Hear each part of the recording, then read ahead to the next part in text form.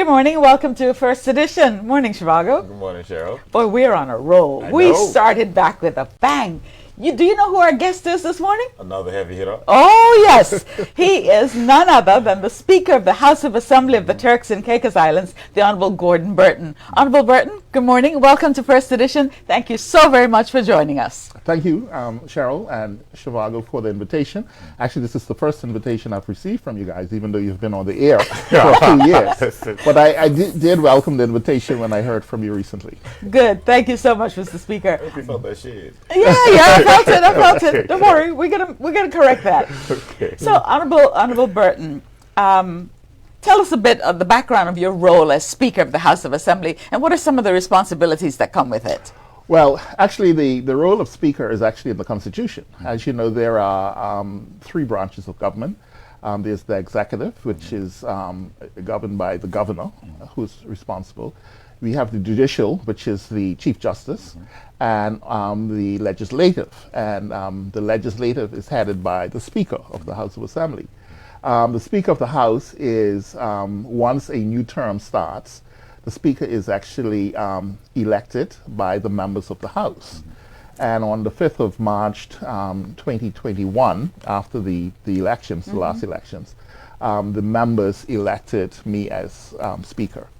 The role of the Speaker is that basically I'm responsible for chairing all House meetings of the House of Assembly. I'm really the referee. I am responsible for making certain that all of the standing orders, which are like the rules of the House, are followed. I am responsible for signing bills. So bills do not come into law until they're signed by me, and then they go to the governor to be assented to. And then I chair a number of committees. I chair the House Committee. I chair the Standing Orders Committee, the Privileged Committee, and also because we had construction going on with our House of Assembly building, I was also chairman of the Building Committee. But it's really a role that's very important in our legislation. It's also a role that whereby there should be a separation of the 3 branches of government. So you talk about the Speaker being the head of the legislative branch. Yes. Now, we have this House of Assembly that basically houses some of, I guess, not only the elected officials, but influential people in our community. We're talking about members of the executive, we have the ministers, the premier, the LO, and then you mentioned the standing orders, which are the rules that persons are supposed to abide by. Now, how do you manage this monumentous responsibility of all these different personalities representing not only their districts, but their own interests in terms of the public, but just their own roles? We're talking about the premier, the deputy premier, the leader of the opposition, persons that represent the district. How do you, one man, walk into that room and say, these are the rules, you need to abide by them? Because, and they all know this, once you get into the House of Assembly, the Speaker is in charge. And I must say that our members respect that. I know in other legislatures around the world, you've had fights and all of these different things going on in the House. But I must say that in the Turks and Caicos Islands, the role of the Speaker is respected in the House. And it is said that once the Speaker speaks, nobody else should speak. And once the Speaker stands, nobody else should be standing. And so, so even the Premier is the leader of this country. He's elected by by the population. But once he's in the House of Assembly, he knows that the Speaker is at a higher level than he is. And so he has to respect the wishes of the Speaker once that happens.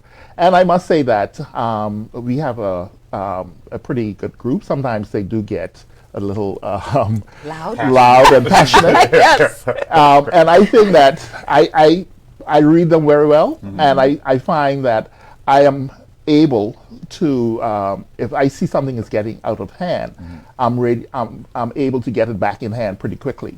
And even if that means calling for a break. Because sometimes that's all it needs. Sometimes if you see, like I remember one sitting, a member was getting very passionate about an issue, and I could see where he was about to break down. And I said, honorable members, I think this will be a good time for a comfort break. And so we then suspended the meeting for 10 minutes. We went out, and he came and he thanked me, and he said, I was just about to lose it. And I said, I saw that, and that's why I called the break. So it takes somebody with experience, and it takes somebody watching. Yeah. You know, when I'm there, even though I'm elevated, I'm watching the room. I was just about to say, you need to be vigilant. You have to be very vigilant. You have to watch the room to see what's happening, because sometimes you guys don't hear it because it's off mic. But while persons are speaking, you have other members throwing jabs here and there, and trying to rile the person up and all of that. And so you have to. If I feel that it can get out of hand, I would take it into hand very quickly. And so I think that's what it's being proactive and not allowing things to escalate to the point where it gets out of hand. But sometimes you allow a little, because we hear it sometimes, and we hear the laughter, like, it's just funny. It's not anything vicious being thrown at the member, and so it creates a laugh and a light moment. Yeah, it does. And then, we have, the government has a large majority. It's basically 15-2 when you add in the appointed member, even though the opposition has said it's 17-2 because they feel as if the governor's appointed members. So they would always say really it's 17-2, but it's 15-2, and so sometimes I allow the opposition to have their say. Yeah. And I think it's important because I always believe that every democracy requires a strong opposition. And so I would allow the leader of the opposition or the appointed member from the opposition sometimes to go on a little long. But when I feel as if it's okay, they've had their say, I do draw it in. If you're just joining us, this is First Edition, and we have the pleasure of having the Speaker of the House of Assembly of the Turks and Caicos Islands, the Honorable Gordon Burton. Honorable Burton, the recent Speakers Conference generated a significant amount of attention. What motivated your decision to host that conference? Well, this conference actually was spearheaded originally by the Speaker of the House of Commons in the UK. And when I first became Speaker in 2021, the office reached out to the speakers of all of the overseas territories, basically inviting them to a Teams meeting with the Speaker Hoyle, who's the Speaker of the House of Commons. And at that meeting, he said that he wanted closer ties with the overseas territories. And so he suggested that there be a speakers conference, an annual speakers conference. The first speakers conference was held in London in 2022. We were supposed to hold the second last year. However, Anguilla reached out to me and asked if they could host. And so, we allowed them to host. And so the second conference was held in Anguilla. And so we then hosted the third conference. Now, this conference is funded by the House of Commons. So they pay for the speaker's airfare, the accommodation while they're here, the venue, and also the transportation. So the funding is primarily not on us. The only thing that we do, we had a few social events, and we got like the premier, the Honorable Premier, to host the opening reception, cocktail reception. The governor's office hosted the cocktails after the opening in Grand Turk, and then the experienced Turks and Caicos hosted the closing dinner.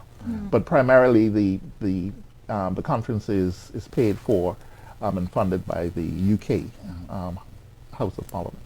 Before Shivago asks you this question, you mentioned the social events, and I saw a clip of you competing with Frank Sinatra. Yeah. Was that? He says, yeah. Was that? No humility there. Yeah. Was that? Is that something that the speakers do, Well, or you just? Well, I used to always. You should have him. Really? Yes, I always. I used to be frequent mini golf. And karaoke. back in the day, Yeah. back in the day, karaoke. And so I used to always like to sing My Way. That's always my favorite song. And so when we were in Anguilla last year, at the closing dinner, there was a performer, and she came to me, and even though it wasn't my way, she got me to sing a few notes from the song.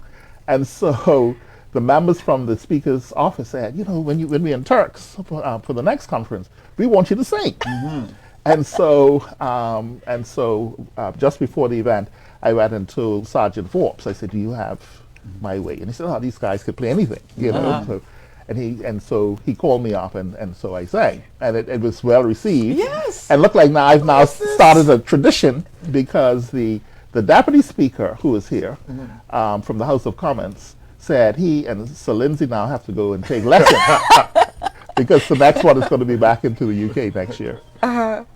Yeah, because you didn't see the video? No, it's all over social media. I didn't know. And he sounds pretty good. You think the honored speaker is one of those guys that used to come to karaoke with their own microphone and a case and warm up the crowd? I didn't know that, man. That's good stuff. So on sticking with the House of Assembly now, there were recently some constitutional recommendation and amendments made by the Premier to the Foreign Office, and I think other than the Boundary Commission and the removal of appointed members, you may want to go into that a little bit, because that would change the framework of the House of Assembly, which is your purview. I think there was also a definition change in terms of House of Assembly to House of Parliament. Yes. Do you want to explain that? Because laymen like me. Yeah, well, I think there were about 26 recommendations that were put forward to the UK government from the constitutional talks. And so far, the UK has agreed for 3 of them to happen right away. I mean, there's still going to be discussions on the other 23. But the 3 that they decided would happen would be having no longer having any appointed members. So all members of the House would be elected. Changing the name from the House of Assembly to Parliament. And what was the third one? The third one was there was the third one. I can't remember. It will come back. So, Was it the additional constituencies? well, the different. That would be the doing away with the yeah. appointed So members. Oh yes. So the governor in February, she appointed a boundaries commission, and the boundaries commission is currently reviewing the boundaries in the country to see where those seats would come from. Now the thing is that as you know, we currently have 10 constituency seats, and we have 5 all island, that which makes up the 15 seats. So now it's going to be, and I think it's going to be a difficult task for the Boundaries Commission to now determine how those other 4 seats are going to fit in. Whether they are a combination of constituency and all island seats, whether they're all constituency seats, or whether they're all island seats. And I know I was recently speaking with the director of the statistics department, Mr. Forbes, and he said that they are just about finished with the census, and so that information will be provided to them, to the commission, and so they would now know where the growth has been in each area since the last census. Honourable Speaker, you recently moved back to the formal House of Assembly, the Honourable N.J.S. Francis building. What has improved? What has been enhanced in the House now? Well, basically, we didn't change any walls, so the structure or the floor plan has remained the same. Remember, the chamber itself used to have the paneling. We've removed the paneling, so it's just walls that have now been painted. But I would say that the best improvement, in my opinion, is the multimedia system. Before, we had this old archaic digital, not digital, the system before digital. Analog? Analog system. It was not compatible to any of the social media. So a lot of people, why are you not on Facebook? It's because we couldn't go on Facebook. The only thing we could do was stream through our webpage, our website, the gov.tc/HOA. And so, and most of the time you couldn't really see what was happening, you couldn't really hear what was happening. And so, by changing now into the new premises, we have a state-of-the-art new multimedia system that's digital, that's each of us have our own monitors now. Bills could actually be displayed on the monitors, so you don't have to have the papers in front of you. I still like to have my paper. Old school. Old school. But if you don't want that, everything can be digital. And so all the bills will be there. The order paper is displayed on the screen. And before, anybody could get up and speak. You know, you turn on your mic and speak as you like. And sometimes that would create a problem because, you know, if you had an unruly member and he wanted to continue speaking, he just could continue speaking. There's no way to turn it off remotely. Right. This system, before a member speaks, I have to turn on the mic. From my okay. desk. Listen. Yeah. So You have control. I have control. I have control of the mics, so I turn them on and off. And if a member goes on too long and would not listen to me asking them, You can turn them off I too. can turn them off. I mean, I wouldn't do that unless I really had to do it. Have you had to silence anyone yet? I No. need to know. Okay. No, I haven't had to. Not yet. One of our really big fans just reminded us that the third thing we were looking for was a 5-year term. Oh yes, Yes. Which is significant. Yes. So, and you know, I always say that you know, if you have a good government, 4 years is never enough. But if you have a bad government, 5 years is too long. But we'll see how it goes. We'll see how it goes. That's interesting. I thought about that. Yes. That's hilarious. Yeah, but that is the third concession that they've agreed to. We've always regarded you as a very quiet kind of guy, very Yeah. reserved. What inspired you to pursue a path in parliamentary affairs? Well, you know, I've always been involved in, you know, in politics, but always behind the scenes. I was the national treasurer of the PNP party for 12 years, and I was now a challenge. You know, every time we had a convention, it was like, you know, okay, Gordon will be the treasurer. However, when I was appointed speaker, I had to resign that role. So I've always been, you know, in the background with the different, you know, the leaders and the executive. I was a member of the executive of the PNP all this time as well. And so, you know, it's just that I'm like Sean Malcolm. It's just that it's taken me this long to reach. Because, you know, I first went up to try to be the appointed member in 2012 and lost out to Ruth Blackman. Then I tried again in 2016 and lost out to Royal Robinson. So I must thank the Honorable, the Deputy Premier now of Jamel Robinson. And I remember before the last election, Jamel came to me and she said, "You sure you want to go after this appointed member thing again?" You know? And so he said, "Why don't you consider speaker?" You know? So I said, "Well, I never really thought about it." He said, "Well, give it some thought." And so I said, "Yeah, but that would only happen if we were to win." Government. Yeah, he said, "Of course we're going to win." So he's confident from He there. was confident. And so, of course, I started making the rounds and talk. I spoke to, you know, the leader at the time. And I spoke to the members and I said, you know, if we are successful, I would like to be considered for speaker. And so that's how it happened. Did you run unopposed with the challenges? Well, once the members decide who's going to be, you know, it's not like the appointed member where there's an election and all of that. Once you get the support of the leader or the premier, Pretty much over. it's over. Yes, yes. Let's go back a little bit to the speakers conference. Were there any significant outcomes that you can discuss with us, and how do they benefit the Turks and Caicos House of Assembly and the Turks and Caicos generally?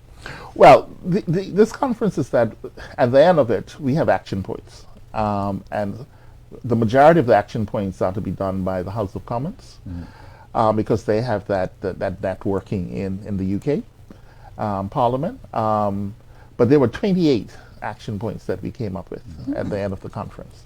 And sometimes, I guess because we're considered to be wealthy, we don't really have to depend on the UK for much.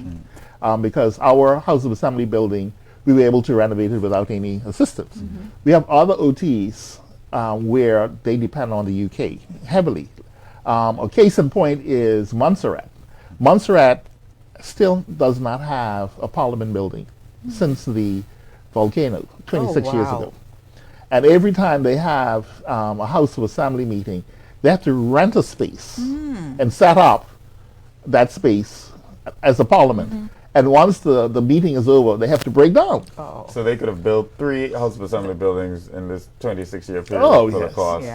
Yeah. And so one of the things that we did at our first meeting was that we asked the Speaker of the House of Commons to write to the FCDO to basically ring fence funding for a parliament building in Montserrat. Right. And that has been agreed to. So that was one of the outcomes That's awesome. that happened. And so they're now in the process of drawing plans because they've agreed to, I think, £2 million for that. Okay.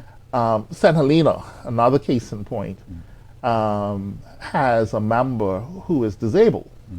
And yet the building, even though they have their own parliament building, it was very difficult for that member to get into it because they didn't have like wheelchair access or anything. So we reached out to the FCDO, and the FCDO agreed to do funding to put in a ramp for that. And there are a lot of other, like the girl guides. I don't know if you know, last year, the British Girl Guide Association made the decision that they were going to basically drop the OTs. And they were no longer going to be supporting the OTs with girl guiding. And basically we were on our own. Chelsea Bean, who is Derek and Shonia's daughter, she spoke in the House of Commons. Yeah, I remember seeing that. Yeah. Yes, last year in November. And we supported her, we paid her way to go to represent us. And she spoke about it. And so Lindsay Hoyle took it up, wrote to the Girl Guiding Association, and they have now agreed that they would support the OTs again. Yeah. Right? I saw K-Man put something out that they were Yes. happy to be back. Yes, and so Yeah. they're back. Also, we have, all of us have UK reps in the UK, but we didn't have an office in Westminster Palace. And so we reached out to Sir Lindsay and we said, do you have an office that we could use? Because sometimes, like Tracy Knight is our UK rep, she has to have meetings with MPs, but they have to meet somewhere off-site. Whereas now there's a dedicated office that all the OTs could use whenever they have meetings. It's quite or an anything. achievement. So all of that has happened from these meetings that we've had, and there are many other things, but some of them are not as popular as writing a letter here, giving a nudge there to get things happening. What was the compliment? Sorry, No, Chicago. What was the complement of speakers at this conference? It was all of the OTs, with the exception of Gibraltar. And it appears as if Gibraltar and the UK have some issue going on because this is now the third year. The speaker missed? from So it's Gibraltar. intentional. Yeah, I believe it Okay. was intentional. And I understand that they want to break away, but they still, because, Spain, they're right next to Spain. Spain considers them as a part of them, but they want the protection of the British. But they want to be independent, but they want the British to Eat their agree. cake and still have it. Age-old story. So I think the British said, well, if you want us our protection, you would also have to be a part of us. And so it's all the other OTs. The Falklands, we had a speaker from the Falklands who visited us. He had to go from the Falklands to the UK. It's like 3 or 4 flights. Yeah, and then he took BA back here. Okay. And on his return visit, he has to do the same thing. He left here on Sunday on BA. He went to the UK, and then from the UK, he has to now take an 18-hour flight No. to the Falklands. And that's the only way they're able to get out of the Falklands because of the war. Yeah, yeah. I think they said that there's also a flight now to Chile, but their only flight out used to be directly to the UK on a military plane. We had the speaker from St. Helena here. That was also a challenge to get here because he had to go from St. Helena Johannesburg, South Africa, London, and then here. Ooh. And there are times The when, scenic to route. north, across the Atlantic. and the flight from between St. Helena and Johannesburg only happens once every 2 weeks. And sometimes that flight is canceled. So it'd be a month. So sometimes if you leave, it could be a month before you could get back to St. Helena. Right. So And- we appreciate their attendance, basically. Yes. but he meant, they meant that they were going to try and make it. For a long time, the speaker from St. Helena had said that he didn't believe that he could, but then at the last minute he did make it. No, that's good. Speaker Hoyle had every intention of attending this year. However, I think the day before he was to travel here, his father was gravely ill, and they had only given him a few days to live, wow. and so he canceled, Yeah. and his father did die over the weekend. We Lord, send our condolences. yes, Absolutely. yeah. So let's talk about the parliamentarians. So we have quite a few new faces, first-time elected officials, and we also have many seasoned politicians that's been there for some time. Does parliamentarian training fall under you as the speaker? Yes. Are you responsible to get them up to speed, teach them standing orders? I know in the past, even Akira, she's had to go on travel to Canada and CPA. And then even the junior parliamentarians, getting them, they're obviously the future. Someday they will hold some of these elected positions. Does that fall under responsibility? And if it does, like, what does this entail? All of that falls under the speaker, and so we once we started, because I think of the 21 members, including myself, 15 were new.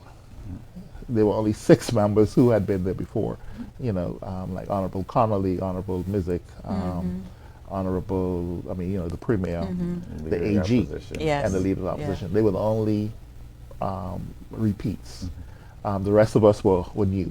And so the first thing we did is that we reached out to the AG's chambers and got some training on the standing orders and legislation, how, because, we were calling bills ordinances and ordinances bills. So we got some training from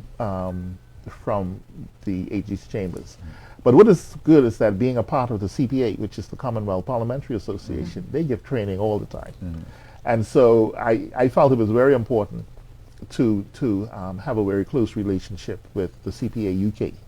And in fact, after being in office as Speaker for 3 months, the Secretary General, Stephen Twigg of the CPA, actually visited. It was his first, because he had just become Secretary General, and we were his first overseas visit to any Commonwealth country.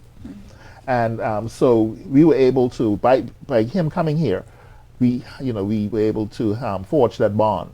And so any training that comes up, like we have the PAC, which is the Public Accounts Committee. Last year, the CPA UK paid for the entire team to go to the UK on training, right? We have training also in the Isle of Man. As you may know, they have the oldest parliament in the Commonwealth. They've been around for 400 years. Wow. And so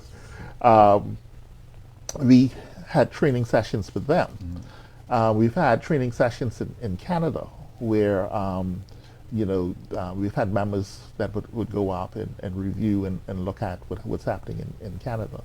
We've had training sessions. I know the Leader of the Opposition went to the Maldives earlier last year or the year before on training. So, like you said, Honorable Mizik, Yeah. now A she ton of them. she does the training because she's been around since 2012.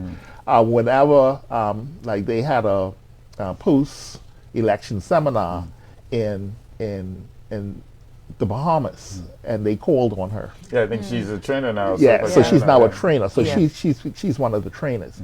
She went to Cayman for training. She went to BVI last year for training. So they now, whenever they need a resource person, they would call call on on Honorable Mizik.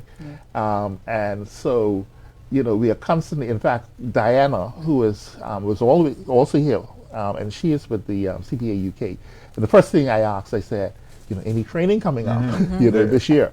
And she said, yes. She said, I've sent a few already to the clerk. And so we would go through it, the clerk and I, to see who would best fit the training and suit it. I want to go back a little bit, Honorable Speaker, to the decorum of the House. As Speaker, as a mere mortal, is there times when things are offensive to you sitting there and you kind of just let it go over your head? And I know, or I think, that members of the House have immunity while they're in the House from prosecution. But but is that a carte blanche? Is there still some do's and don'ts that they must adhere to? Yes, and actually in the standing orders, it clearly stats out what you can do and talk about and what you can't talk about. And you would somehow ask members to withdraw those statements. When you're there in the House, you can't talk about something that's not in front of you. Okay? So if you're talking about a bill on energy, you can't start bringing up immigration, type of thing. Or you shouldn't, right?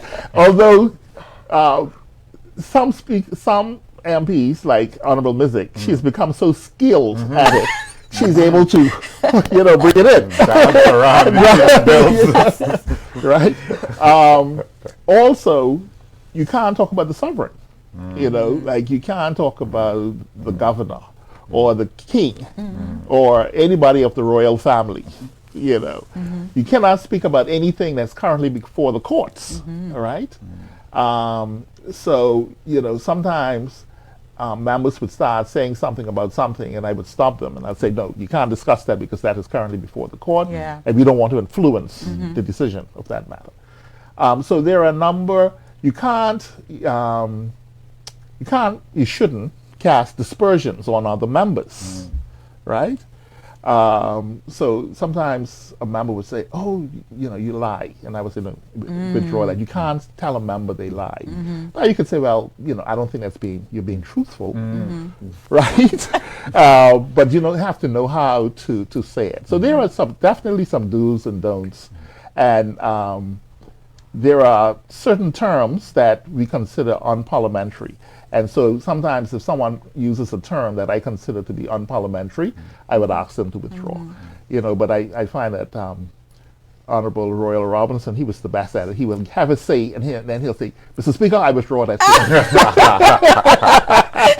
But it's already out there. It's already out there. The spoken word copy. I said it. So even though it can be struck from the record, it's already been said. Yeah. What about name calling? Like that boy from... Yeah, and that's not allowed. And sometimes they don't really mean it. But they would say, listen, boy, or something like that. So that's what I was going to ask you. So how do you maintain this high level of discourse and dialogue, but not taking away from our local colloquial, because we speak a certain way. And you remember, these are a lot of times district candidates who run district campaigns, and they can get passionate and speak like the people in their district. So how do you as a speaker say, all right, this person is speaking like they're from Overback or Blue Hills or anywhere. Why you pick on Overback? Yeah, just throw that out there. But how do you separate that now from the level of discourse that you want to maintain in the House? Yeah, you have to. You can't allow it to proceed, because some members do take offense. If you call them boy or something like that, they take huge offense to that. So, you have to set the ground rules early. And the moment anybody says it, you have to correct them, ask them to withdraw. And they do. I mean, they normally do. And then something, like you said, is just colloquial, and they don't really mean it. And so they would normally withdraw. But you do have some members that get very incensed if you refer to them as boy or something like that. Call the sergeant at arms, pull them back. Yeah. I don't know if you guys saw in Jamaica the other day, Prime Minister Holness, I think his wife is also a member of the She's speaker now. Now she was appointed speaker. So the leader of the opposition took, well, I wouldn't say offense, but he has an issue with it, as well as his opposition team. So he brought it up in their House of Assembly recently, and that turned into a big thing. Like, he walked out, the members of government started walking out, and there was a guy at the door pointing his finger, and he was getting real enthralled, and it turned into a whole thing. It got, I've never seen our House of Assembly getting to that point, but do you see at any point in time, I mean, our country's changing drastically every day. Do you think we'd ever get to the point where our House of Assembly can become this kind of show, disruptive performance? Yeah, and it depends on who's there. I mean, I was considering a few persons who had their names up recently, and I was thinking, boy, if they're ever successful, I know they would be, they would be get harder. harder because. And it's all about personalities, but I think it's also about the speaker, whoever that person may be, setting the ground rules early. Yeah. You have to set the ground rules early and say this is what is accepted and this is what this will not be accepted. And if the line is crossed, then you have to take action. I was talking to the speaker from Bermuda, and he said, even though he's from the same party as the premier, he's had to throw the premier out of the house because the premier crossed the line, and he challenged him, and so he said he had to show him who was boss in the house. In this house, you're boss in the executive, but I'm boss in him. And so. I think that impartiality is important too, so you're not seen to be leaning, to one side. How do you have impartiality with 14 to 1? Moving right along. Honorable Speaker, I'm curious about why you invite or allow the Deputy Speaker to go through the committee stage. Is that for him to become more familiar with it? Is it for you to take a break? No, that's the standing orders. And actually, we are unique, and that's another thing I learned during the conference. In Anguilla, BVI, Cayman, Bermuda, the Speaker chairs the committees. I saw the first time I saw it was in 2012 after the election. I think we were there for the inaugural, and I saw it, and I noticed it after, and I never knew why. I'm so glad you asked the question. I never understood why. But our standing order says that the Deputy Speaker shall chair the committee. And that's unique to Turks and Caicos. That's unique to Turks and Caicos. Yeah. And so at some point, it was decided that, and I guess it's because it gives the Deputy Speaker something to do, because otherwise, as long as the Speaker's there, they would never have an opportunity. And so at some point when the standing orders were being revised, they decided that, okay, let's have the Deputy Speaker chair the committee of the whole House and the committee of supply. And so that is normally done by and I'm in my office viewing it on the screen. While the Deputy Speaker is cheering. But that's unique just to Turks and Caicos, I understand. So I'm curious, I know, and I hate to go into media, there was this this show starring this guy, Kiefer Sutherland, anyway, I can't remember the name of it, but somehow he was a very low-ranking member of government. I don't even think he was a parliamentarian, but somehow there was like a mass terrorist attack, and he ended up elevating to the highest office. I made this example to say, is there some kind of built-in contingency in our Constitution, or even the standing orders which governs the House of Assembly, that clearly outlines who's following the Speaker, obviously the Deputy Speaker, who's following that person? What if something happens, or even you're out of the country for whatever reason, and we have to call House of Assembly? Who's next? Who's after that? Currently, how it is, myself as Speaker, then you have the Deputy Speaker, and then sometimes we're both missing. That has happened. And then what we have is called the Mother of the House, and the Mother of the House is, I've heard you use that phrase, Honorable Akira Yes. Mizik, because she's the most senior politician within the backbench, and it's normally the backbench, because the front bench or the cabinet members can't be Speaker because they are part of the executive. Okay, and so you would have Akira, or Honorable Mizik, would be next in line, and then if she's not there, which has also happened a few times, it would be Honorable Samuel Bean, who is the most based on seniority, of the backbench. That's how it continues to follow that line. And then it goes all the way down to the clerk. Honorable J. Stubbs, Honorable Honorable Kyle Knowles. He's now he's a member of the executive. So he's out. Howell, Honorable Howell.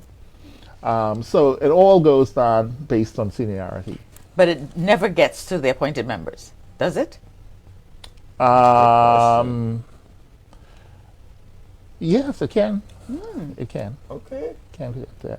But I don't think what I would have Get will. that far, Because yeah. if you have to get that far, then you don't have quorum. Yes.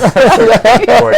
Yes. Yeah, you don't have Good quorum. point. Yeah. Because you need at least 8 members For quorum. for quorum. So these persons would have received some form of CPA training Yeah. and Yeah. in the event of. Yeah, like, okay, well, of course, the deputy speaker, he's been on several training courses. He went to the Isle of Man a few years ago, and he's been to, I think, St. Lucia. So whenever there's training that's available, we try to send them on training. And as I said, Honorable Akira Mizik, she just knows it because she's been around so long. Yeah. And also Honorable Bean, he's been around a long time as well. Honorable Burton, we heard the Deputy Premier, we had him on the show, say how very thankful he is to be back in the House of Assembly, and thanks to H.J. Robinson. As Speaker, what were your emotions going back? Well, I never sat in the House of Assembly, in the original house. Oh. So H.J. Robinson was my home. Oh, yeah, So I felt sad leaving. But But it was time to give the kids back. Because, even when we had meetings there, the kids would be on the basketball court. We've seen it. Right next door, right next to the House of Parliament, playing basketball while house sittings are happening. Going on, yeah. And every time I walked out there and I see the kids, I would feel really, really bad that we were using their building. Eminent domain, their auditorium. Yes. So I'm happy that we are back, that we've been able to turn their auditorium back over to them. Actually, a quick story. I was talking to Chelsea Bean one day because we invited her in for lunch. When we had a meeting, and she came in, she had lunch with us, and she sat at our table, and she said, "Mr. Speaker, do you know that I've only had one term in this auditorium, and I'm graduating this year?" I said, "What?" She said, "Yes." She said, It's been that long. Yeah, because we rented that building in November of 2018. Ooh. I remember that. And so she said she started high school, I think, that year. So she had like half a term on the use of the building. Then She's about to finish school. and then she's now She's graduating yeah. that year, and she basically now had the use of their auditorium.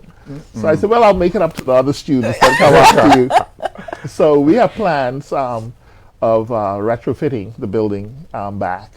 I was very happy. I think just a couple of days ago, I saw an event, and it says being held at the H.J. Robinson High School auditorium. And I said, for the last 5.5 years, all they have meetings. So I was happy to see something else happening there. But we're going to retrofit the building, get it back for use as an auditorium. That wall that separated the chamber from the dining room, they want They're that getting rid taken. of that? Yeah, they Okay. want that taken down. So we're going to take that down. We're going to do some other enhancements to like the bathrooms. But I understand that the roof needs replacing. So we are committed to taking that on as well. Yeah. Yeah. Those children in the auditorium back there, you got it. That's funny. But yeah, so it's but a quick little story about the NGS Francis building. Most of you may not know this, but 20 years ago, that building used to belong to the NIB, National Insurance Board. Oh, yeah? Oh, I didn't know that. Yeah, and I was chairman of the NIB at the time, remember that, and I was chairman of the building committee. And so while that building was being built, I knew every block in that building as it was being built. In 2003, I think they started, and then it was opened in 2005. But what happened was that originally the building was going to be the House of Assembly upstairs and NIB offices downstairs. Okay. But of course, when Honorable Michael Mizik came to power in 2003, he decided to have his offices downstairs. Yeah. And so they were renting the building. The government was renting the building from NIB for a while until they did the swap. And so they swapped with the Hadley-Durham building Right. because the Okay. government had owned the Hadley-Durham building. I see. And so they did a swap, the NJS Francis for the Hadley Durham. okay. So my experience with this building go back 20 years, Structurally. and so it was good going back home. Back to the building. It's much more comfortable.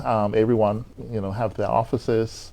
There's a there's a kitchen, very nice kitchen, very nice dining room, and there is also a meeting room. So like when we have committee meetings, it doesn't have to be in the chamber anymore. It can be in the meeting room. Okay. And all the multimedia is throughout the building. So even if it's in the meeting room, it can also be televised.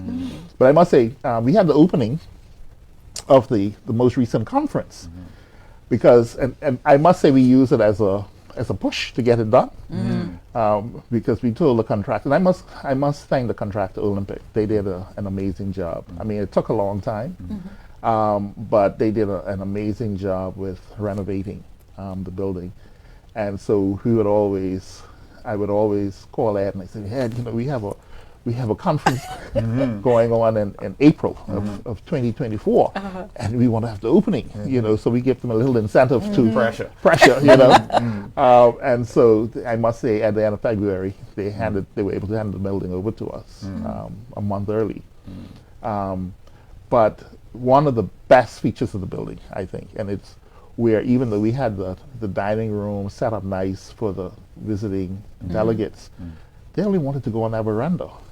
I Yeah. remember that. That veranda overlooking Front Street. Oh, yes. I remember That's a where beauty. that's where everybody wanted to eat back in. I That's remember quite a 2014 scene. to 18. Yes. That's where everyone wanted to That's eat. quite a view. It's beautiful. So we're thinking that we're gonna have to put some permanent tables out there because on a nice cool day, that's where you want to go. You don't want to be in that stuffy. Even whale watch while you're out there. Yes. But I really thought he would have said the best feature was that mic that can mute. I like that.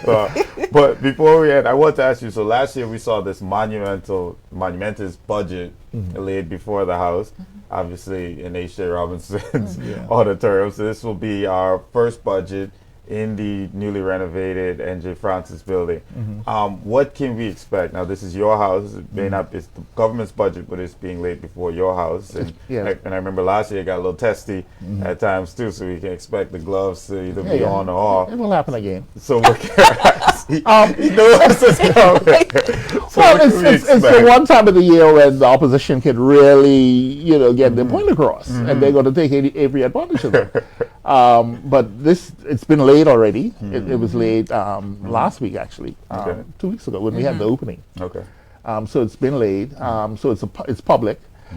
This year's budget is going to be the largest in the history of the Turks and Caicos, $485 million. Yeah, 485. I know EJ always said he wanted to get to 500. Yep. He almost made it.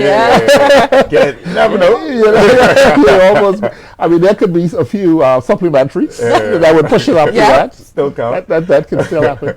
But so it's $485 million, which is a huge budget for us. That is. And so it's going to be debated starting on Monday. They're currently going through the appropriations committee, and so that's happening now. That started yesterday, happening all of this week, and then on Monday we're going to actually start the budget debate. As you know, the premier, who's now the Minister for Finance, he would give his presentation first.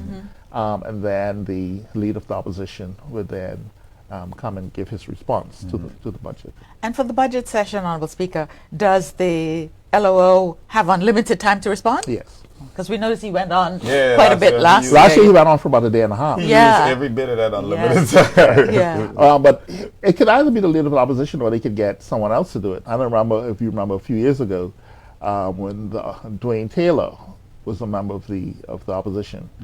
And Dwayne spoke for 3 days. Ooh, I think I remember. You remember that? Yeah. I think so. He went on for 3 days. Oh, wow. So it can happen. It has happened before.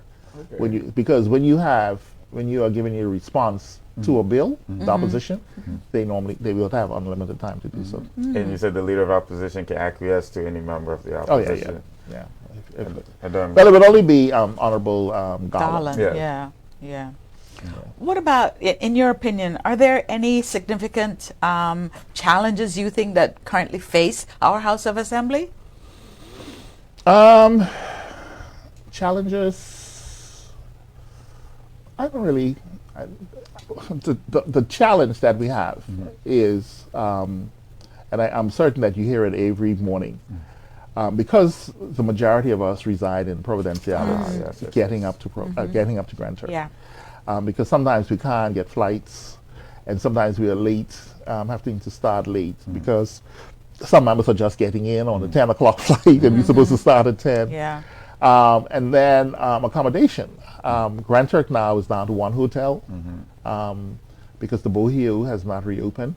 And sometimes when the members are up there, they basically take out half the, we have half the hotel. Absolutely. And getting rooms have been challenging. Sometimes we have to put persons up in Airbnbs. Stay with family members and Yeah. relatives. So the challenge that would be, that I would say that we have would be logistics of getting there, and if we have to overnight, how that happens. So we normally ask the civil servants or HODs, those persons with budget, if they had a blank check, what would be their primary, their first purchase? I mean, you being the speaker, you do have a budget, the House of Assembly. The smallest. Oh. Listen, The smallest budget. Our budget is... the premier said right there from you. Listen, What the hell is HOA that? budget is 1.1% of that 485 million. Ooh, that is low. 1%. The Honorable Speaker rules over the House of Assembly. The Premier has to listen in. You telling the wrong people. Anyway, you can look into that camera. You can say, if you had a blank check, I sound like it's an airplane, a government plane, but I won't speak for you. What would be that purchase for the House of Assembly? Blank check. Well, we just spent $6 million fixing the house. You have your house now. So. Yeah. What would it be? I think the House of Assembly should have some of its own vehicles. Right now, every time we go up, we have to rent. Yeah. Oh, really? Yeah. Yeah. Including the Speaker? Yeah. Oh. Okay. I thought the Speaker That's a had a good vehicle one. before I sent the I plate. thought so too. No. I would like to have like it don't have to be, it don't have to be the Tahoes, but I would like for the House to have a few vehicles to at its disposal, so that when members come up, they could have That makes access to sense. those vehicles. That makes sense. Blank check. I think nothing really else. I mean, Yeah. that'd be That's really the good. accounting background. You know, Yeah, that yeah, modest he's spending. conservative. I Yes, was going yes. for a plane. I wanted a plane. You fly over the house and fly back when it's over, come back the next morning. You sure? Okay. Well, Speaker, we don't have a lot of time left, just a couple of minutes, but there are a lot of young people getting involved in politics. They're quite vocal, they're visible. What's your advice to a young person aspiring to get into a political career, or perhaps even looking at the possibility of becoming Speaker? What's the advice? I would say get involved in party politics. I mean, you have some persons who want to run for elected office, or want to even put themselves up for the appointed member or for speaker, and that's the first time you're seeing them. I mean, like I said, I wasn't just given the speakership. I paid my dues for 12 years, and so I think it's a process. And if you want to run in a seat, and there's somebody in the seat there already, don't try and take the seat from them. Partner with them and say, listen, when you are finished, I would like to be able to run in the seat. So I want you to mentor me. I want you to mentor me and show me the ropes, introduce me to the electorate and the stalwarts, and so that I know we're talking about speaker and we shouldn't be talking politics, but I remember when Honorable Kara wanted to run, but she didn't really know the membership of the party, and I said the membership are the ones that will have to approve whether you're going to be the candidate. And I took her to Grand Turk because she didn't know the people in Grand Turk. And I took her to Grand Turk, and we had meetings, and we went to everybody's house and shook hands, and Just maybe that's how you do it. I think it's a process that you have to take. But I find that I don't know if it's a millennial thing, but I find that the young people just want, I've arrived, and I want you to make me the candidate. And many times, like I said, I've never seen them in the party headquarters. Or anything like that. I think they need to go step by step, and they would be much more successful that way. That's a great way to end. So, Honorable Speaker, any thoughts or aspirations on becoming an elected member? Knew it was coming. Well, you would think that's the next step, right? Yes. However, we have a thing here in Turks in the Constitution that if you run for political office, you can't hold office as Speaker if you're unsuccessful. So this time around, I would definitely keep my powder dry because I don't think that you should be running for political office while still holding the office as Speaker. Yeah. So, and if I wait, let's say I wait until the House is dissolved, then I certainly wouldn't have enough time. Coming out the gate late. Yeah, I'll be too late. Yeah. So definitely, I certainly have political aspirations, but it certainly wouldn't happen. Because you're from a political family. Yeah. Yeah. 5 of his cousins Yes. in the house. And his aunts and uncles. I mean, my aunt is the former Speaker. I think that's the first time that has happened where you've had an aunt and a nephew or uncle and a nephew who held the position as Speaker. He's still a young guy, man. You could sit out 5 years and jump back on the seat, right? Yeah, I mean, it can happen. I mean, I remember many years ago, 60 was considered old, but you just started life at 30 now. And I got young children. And then I was about to say, I have young kids. I have to make certain that they get through college as well. Take our last minute, Honorable Burton, and just speak to us as citizens of Turks and Caicos. Well, I want to say that have a voice. Unfortunately, some persons have decided that they don't want to be registered, so they don't want to be a part of the political process. And I would encourage everybody, to get involved in politics. From the time I turned 18 years old, I've been voting. Even when I was away at school, I came home and voted. Me too. I came home and I voted during the '95 election, and I was away in school. So I think that person should become involved. Person would say, I'm not interested in either party, and so what difference does it make? But I think it does make a difference. And if you're unhappy, if you support a party and you are unhappy with that party, go in there and make a difference. Try and change it. I think that third parties don't work in Turks and Caicos. Independents don't work. And so if you want to make a difference, you have to be able to get into one of the established political parties and make that difference within one of those parties. And that would be my advice. But get involved. We have, I shouldn't say we, the PNP has the Young Nationals. I am certain that the PDM also has a young arm, a youth branch. So if you're young, you're under 30. They recently actually raised the age to 35. Yes, it is. So if you are below that age and you want to get your feet wet, get involved in one of the youth arms of either political party. And I think try and make a difference there as well. Awesome. Listeners, viewers, you heard it from the Honorable Speaker. Get involved, do your part. It's been such a great conversation, Honorable Burton. Thank you for coming. You have an open invitation to return, sir, at any time. Just let us know when you'd like to come back. But we wish to thank you so very much for taking time out this morning to talk to us, and it's been enlightening. Absolutely. We're going to be in your house next week, Monday. Yes. For the house debate. We expect a delicious lunch on the veranda. Yes. So. Well, I'll certainly make certain that whoever's catering that day have something special just for you and Cheryl. Thank you. Thank you so much. We've been speaking to the Speaker of the House of Assembly of the Turks and Caicos Islands, the Honorable Gordon Burton. We'd like to thank the Honorable Speaker for joining us. This has been First Edition. I'm Cheryl Ann Forman. And I'm Shivago Jolly.